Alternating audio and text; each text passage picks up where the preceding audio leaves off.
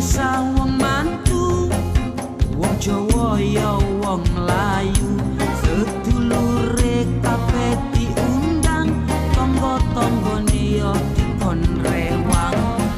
Dina Setu kita sinoman, dina Minggu kita kondangan, pas mangan kita pamitan, nek salaman ora kosongan. Kondangan, kondangan, kondangan, nyewa kemayo nyewa pinggan, rusi meja kanggo jagongan, temai gawe payungan, ora kene panas ora kene udan. Dina Setu kita sinoman, dina Minggu kita kondangan, pas mangan kita pamitan, nek salaman ora kosongan. Kondangan, kondangan, kondangan,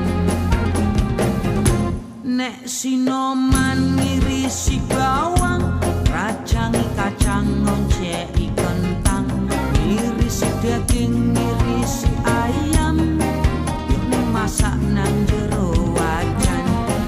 Dina Setu kita sinoman, dina Minggu kita kondangan, pas mangan kita pamitan, nek salaman ora kosongan.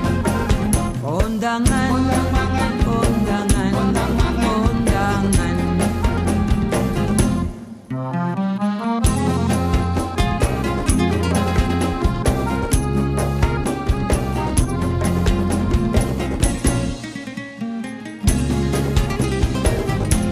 Godhong pisang ya disuweki, wis lemper ya bungkus koji, dikukus ya digeneni, wis mateng ya dicicipi. Dina Setu kita sinoman, dina Minggu kita kondangan, pas mangan kita pamitan, nek salaman ora kosongan.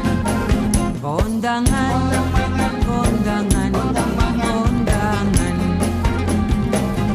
nganten teko ya tengah hari, diarak ya dikompangi, nek mlaku ya ati-ati, sithik-sithik ya digambari. Dina Setu kita sinoman, dina Minggu kita kondangan, pas mangan kita pamitan, nek salaman ora kosongan. Kondangan, kondangan, kondangan,